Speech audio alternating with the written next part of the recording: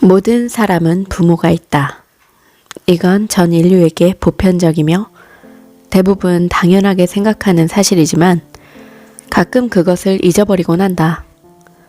하지만 여전히 우리의 삶에서 가장 중요한 관계가 바로 어머니와 아버지다. 우리는 부모를 통해서 몸과 생명을 받아 이 세상에 태어났습니다. 신비가인 오쇼는 이렇게 말합니다. 당신 존재의 반은 어머니이고 나머지 반은 아버지입니다. 부모가 있기에 당신이 지금 여기 존재하는 것이고 그들이 아니었다면 당신은 존재할 수 없었습니다. 어떤 면에서 당신에게 일어난 모든 일은 부모님 덕분입니다. 이러한 사실을 깨달아야 합니다. 저는 은하수 채널 기적방송국의 크리스탈입니다. 삶의 얽힘을 푸는 가족 세우기라는 책입니다. 스바기토 리버마이스터지음, 박선영, 김서미진 옮김, 동현 출판사입니다. 돌아가신 버트 헬링거, 독일의 가족 세우기 창시자입니다. 버트 헬링거 박사와 공부를 시작하신 스바기토 리버마이스터 씨는 치유와 명상을 결합하는데 관심을 갖고 있으며 세계적으로 수많은 가족 세우기 안내자를 교육해 오셨습니다. 그는 세계적으로 가장 크게 성장한 인도 푸나에 있는 오쇼 명상 리조트에서 치유자 훈련 프로그램의 코디네이터로 일하고 계십니다. 가족 세우기의 기본적인 통찰을 이해하려는 사람들은 이 책을 지침서로 사용할 수 있습니다. 작가는 버트 헬링거 박사의 발견을 정리하고 본인의 의견을, 견해를 첨부했으며 사람들이 더 깊고 근본적인 방법으로 가족 세우기를 이해할 수 있도록 헬링거 박사가 사용한 명상법을 보완하여 소개합니다. 이 책에 언급한 사례들은 대부분 여러 나라를 오가며 진행한 가족 세우기 세션에서 발췌했습니다. 가족 세우기 세션을 진행하려는 사람들은 이 책을 매뉴얼로도 사용할 수 있으며 가족과 개인적인 관계를 더 깊이 이해하고 싶은 사람들도 유용하답니다. 일부에서는 부모와 자녀 관계에 적용되는 법칙과 이러한 법칙이 우리가 태어난 원 가족에게 어떻게 적용되는지 논의했습니다. 2부에서는 남녀 관계의 독특함과 좀 더 건강하게 자신의 배우자와 관계하는 방법을 살펴봅니다. 3부에서는 가족 세우기 세션을 진행할 때 고려해야 할 사항을 요약했습니다. 4부에선 명상과 가족 세우기를 결합하는 방법과 가족 세우기는 사람을 고치는 게 아니라 개인의 진정한 본성에 가까이 가게 하는 징검다리와 같다는 것, 무엇이 우리의 행동을 만들어내고 그 행동의 이면에 무엇이 숨겨져 있는지 살펴볼 것입니다. 또한 헬링거 박사의 작업과 수많은 명상 기법을 발전시킨 인도의 신비가 오쇼의 통찰을 통합해 소개합니다. 오쇼는 기본적으로 가족 세우기를 포함한 심리 치료 방법들이 마음의 짐을 내려놓는 수단으로 유용하기 때문에 명상의 고요와 침묵 속으로 쉽게 들어갈 수 있다고 생각하십니다. 가족 세우기 세션에서 가족 구성원이라고 말할 때 그것은 어떤 사람을 대신하는 대리인을 뜻합니다. 보통 실제 가족 구성원은 세션에 참가하지 않습니다. 내담자는 자신의 가족 관계를 탐색하기 위해 가족 세우기 세션을 받는 사람을 말합니다. 가족 세우기 세션을 안내하는 사람을 치료자라고 부릅니다. 대리인이란 가족 세우기 세션에서 내담자가 자신이나 가족 구성원의 한 사람을 대신해 배치하는 사람을 뜻합니다. 치유 문장은 대개 세션에서 치료자가 대리인이나 내담자가 가족 세우기에 배치된 다른 사람에게 말하게 하는 문장입니다. 운명은 어떤 사람이 살아가야 할 길을 나타내며 그것은 좋은 부분과 힘든 부분을 모두 포함합니다. 움직임은 대리인의 움직임이나 내적인 정서의 동요 혹은 감정을 말합니다. 얽힘은 어떤 사람이 가족이나 사회적인 관계를 맺은 사람들의 삶에 정서적으로 관여되어 있다는 뜻입니다.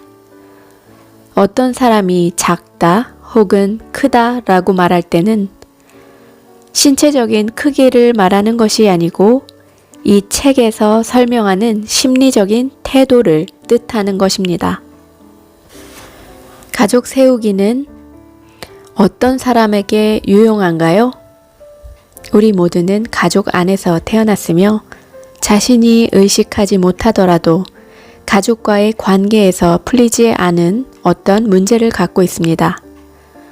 그러므로 아버지와 어머니를 가진 사람이라면 누구나 가족 세우기를 통해 무엇인가를 얻을 수 있습니다. 헬링거 박사의 작업을 통해 가족을 세워본 사람이라면 이 작업이 가족 간의 관계를 정확하게 나타내고 가족 관계 속에 숨겨진 의미를 드러낸다는 것을 알게 됩니다. 가족 세우기에서 가족 문제만을 다루는 건 아닙니다. 연인을 찾지 못하거나 연인과 친밀한 관계를 유지하기 힘들어하는 사람, 직업이 마음에 들지 않는 사람, 대인 관계의 어려움이 여러 가지 신체 증상으로 나타나는 사람, 물론 별 문제는 없는데 삶이 공허하고 의미가 없다고 생각하는 사람도 가족 세우기를 받아볼 수 있습니다. 가족 세우기는 우리 삶에 정서적이거나 실제적인 변화를 가져오는 어떤 문제라도 다룰 수 있습니다. 왜냐하면 이러한 심리적인 문제를 거슬러 올라가다 보면 대부분 미해결된 가족 문제를 만나기 때문입니다. 자신의 개인적인 문제가 조상들이나 살면서 만난 사람들과의 부조화 때문이라는 사실을 이해하기만 해도 편안해집니다. 가족 세우기는 내담자가 이해하고 싶거나 통찰하고 싶은 실제적인 문제와 위급한 상황에 처해 있을 때 가장 잘 이루어집니다. 물론 내담자들 대부분 자신이 처한 진짜 문제가 무엇인지 모릅니다. 또한 그 문제가 드러나면 놀라워합니다. 비록 자신의 문제를 모를 경우에도 내담자는 가족 세우기를 통해 얻고 싶은 게 뭔지 구체적으로 말하는 것 자체만으로도 도움을 받습니다. 가족 세우기는 연속적인 세션을 하는 게 아니라 보통 단일 세션으로 진행합니다. 치료자는 가족의 특정한 역동을 관찰하고 보여지는 어떤 변화나 해결책을 내담자가 이해하고 받아들이게 합니다. 세션을 마친 후 내담자는 가족 세우기를 통해 경험한 것을 되새기고 소화할 시간이 필요합니다. 내담자에게 다른 의문이나 문제가 생겼을 때 다시 가족 세우기를 할 수 있지만 이것은 첫 번째 세션의 후속 세션이 아니라 새로운 단일 세션으로 보아야 합니다. 가족 세우기 세션이 끝난 뒤에 내담자가 특별하게 해야 할 일은 없습니다. 그 세션이 내담자에게 어떤 영향을 주었는지 무의식 안에서 자연스럽게 작업이 일어날 것입니다. 자기 내면에 깊이 잠자던 무엇인가를 만났다는 것만으로도 충분합니다. 헬링거 박사가 밝혀낸 가장 놀랍고도 강력한 가족 역동 중 하나는 나중에 태어난 가족 구성원인 아이가 자기도 모른 채 이전 가족 구성원과 자신을 동일시한다는 것입니다.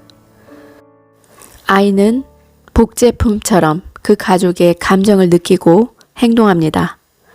대부분 이러한 사실은 가족 구성원들이 의식하지 못한 사이에 일어나고 아이는 자신이 생전 만나본 적도 없는 사람을 동일시합니다.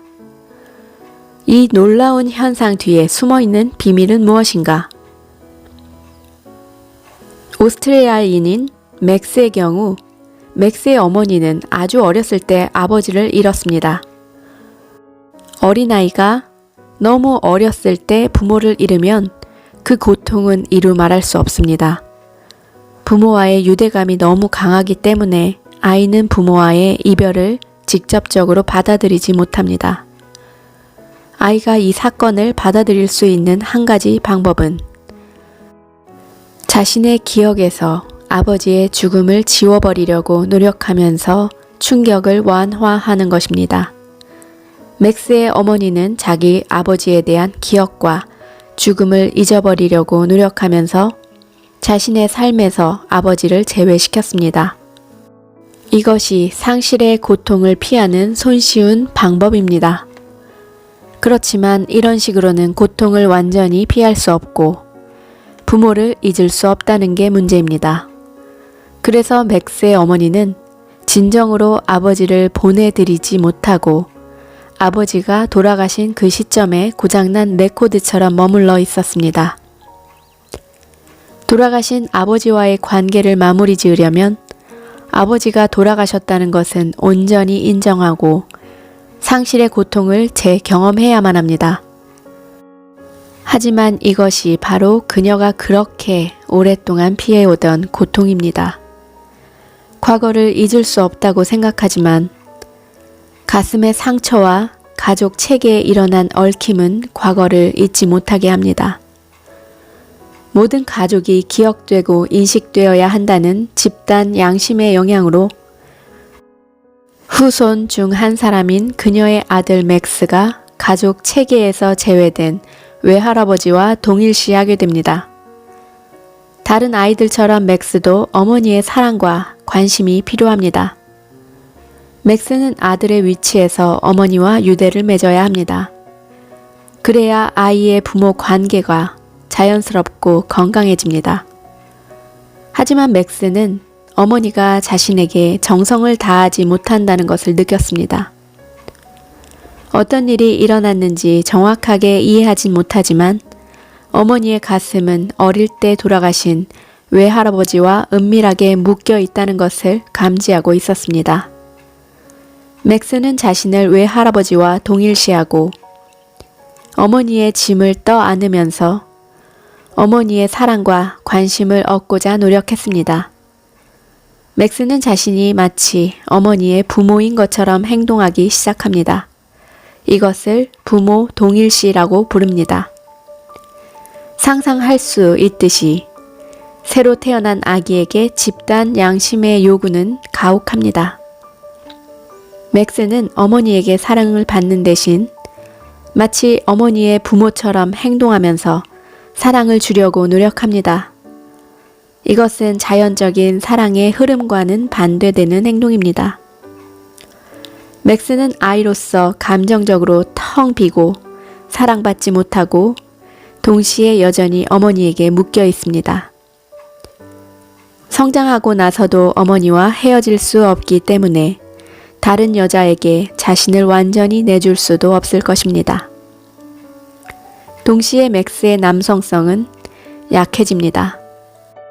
이유는 분명합니다. 맥스가 아버지의 아들로서 행동하지 않기 때문에 아버지로부터 남자의 지지와 관심을 받을 수가 없었기 때문입니다. 요약하면 맥스는 진정한 자신이 될 수 없었으며 그 이유도 알지 못했습니다. 자기 아버지를 잊으려는 어머니의 불가능한 시도에서 비롯된 얽힘은 점점 더 복잡해지고 맥스는 온전히 어머니의 사랑을 받을 수 없었기 때문에 마치 아이처럼 다른 여자에게 혹은 아버지가 된다면 자녀에게 사랑을 받으려고 애쓸 것입니다. 그러면 맥스의 자녀들은 사랑을 받기보다 사랑을 주려고 할 것입니다. 이렇게 한번 얽힌 관계 패턴은 뒤죽박죽된 상태로 한 세대에서 다음 세대로 이어집니다. 심지어 맥스는 삶을 부정하는 태도를 지니게 될지도 모릅니다. 그의 어머니가 친정 아버지에게 얼마나 집착하느냐에 따라 사고를 당하거나 자살을 시도할지도 모릅니다. 이것이 집단 양심이 작용하는 방식입니다. 잊혀지고 제외되고 사라진 가족 구성원을 다시 포함시키기 원하는 것이 집단 양심입니다. 그렇기 때문에 모든 사람은 자신의 자리에서 온전히 기억되어야 합니다. 이것이 바로 아이가 외할아버지를 동일시하는 이유입니다. 부모를 잃는 것과 같은 큰 상실의 아픔은 나이가 어릴수록 직면하기 어렵습니다. 아이들이 하는 것처럼 우리가 누군가를 순수하게 깊이 사랑했을 때 그 사람을 잃게 된다면 상대를 향한 열림은 극심한 고통을 만들어낼 가능성이 커집니다. 고통을 온전히 다루기 위해서는 어린아이가 가질 수 없는 성숙함이 필요합니다. 어린아이의 상실의 아픔을 겪으면 그 영향은 아주 오래갑니다. 인간 자아 발달 심리학 이론인 대상 관계 이론에 따르면 어린 시절 부모의 죽음은 아이의 건강한 정체성 형성을 방해하는 심각한 요소라고 합니다. 제외되거나 잊혀진 사람은 돌아가신 분들에게만 해당되는 것이 아닙니다. 체계 안에 자기의 자리가 주어지지 않았거나 인정받지 못한 사람인 경우도 많습니다. 그러므로 제외됨의 가능성은 아주 다양합니다. 가족 중 한 사람이 무시를 당하거나 가족 모두가 그 사람에 대해 침묵하고 그 사람의 가치를 인정하지 않을 때 그 사람은 제외됩니다. 신체적인 장애나 정신적인 장애 때문에 가족들에게 외면당한 사람 또는 질병 때문에 오랫동안 집을 비우거나 기숙학교에 보내진 사람도 제외된 사람들입니다. 가장 분명하게 제외되는 경우는 입양이며 또한 비도덕적 행위 때문에 가족의 사랑으로부터 추방되는 사람도 제외됩니다. 전 세계적으로 유명한 신화들에는 어떤 이유로든 존중받지 못하고 자신의 기억에서 제외된 사람들, 버림받은 영혼에 대한 이야기가 많습니다. 사전 인터뷰를 통해 제외된 사람이 누군지, 누가 가족 체계 안에 포함되어야 하는지 짐작할 수 있습니다.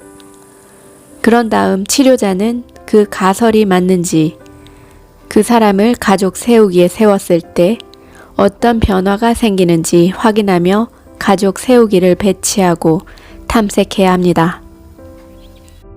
가족 세우기는 치유 작업으로 가족 관계를 개선하고 가족 체계의 그림 안에서 제외된 구성원을 데려오기 위해 노력하는 것으로 이루어져 있습니다. 사건이 일어났던 당시에 완전히 마무리될 수 없었던 일을 마무리하려는 노력입니다. 사실 모든 치유는 마무리하는 작업입니다. 완성되지 않은 게슈탈트를 마무리하여 심리적인 부산물을 남기지 않는 것입니다. 개인의 성장과 성숙을 위한 모든 작업은 이와 같은 원리에 기초합니다. 제외된 것이 무엇이든 자신의 성격에서 거부된 측면이 무엇이든 그것을 드러내고 받아들여 자신의 가슴 한켠에 자리를 내주어야 합니다. 같은 방식으로 가족 체계 안에 제외된 사람은 제자리를 찾아야 합니다. 그들을 다시 가족의 구성원으로 포함하고 인정하고 사랑으로 기억해야 합니다. 자신이 거부한 것이 무엇이든 거부하는 동안에는 그것이 마음속에 아주 강하게 남아있다는 것이 이 원리의 핵심입니다. 왜냐하면 우리가 어떤 행동을 거부할수록 그 행동에 더 많은 에너지가 가기 때문에 거부하는 행동은 계속 우리를 따라다니게 되기 때문입니다. 귀신의 경우에도 귀신이 있다고 믿으면 그 믿음이 귀신으로 나타나게 되는 것입니다. 만일 유령처럼 보이던 흰 물체가 바람에 날리는 거미줄이라는 걸 알게 되면 두려움은 사라집니다. 우리가 직면하기 힘들었던 것들에게 예스라고 말하면서 그것을 받아들이는 순간 우리 내면에 어떤 것이 변화합니다. 그것은 단지 받아들이는 게 아니라 우리가 두려워하는 귀신에게 마음을 열고 궁극적으로 우리 내면에 있는 그들에 대한 사랑을 회복하는 것입니다. 여기서 고통은 아주 중요한 문제입니다. 우리가 그 고통을 피하려고 할 때 문제가 발생하는데 모든 문제는 고통의 회피 때문에 생긴다고까지 말할 수 있습니다. 사실 우리 마음의 중요한 역할 중에 하나는 어떤 식으로든 고통받지 않도록 우리를 보호하는 것입니다. 따라서 심리적 고통도 다른 신체적 고통과 같이 우리 삶의 일부라는 것을 인정하는 것이 치유에서 첫 번째 과정입니다. 그 과정은 피할 수 없습니다.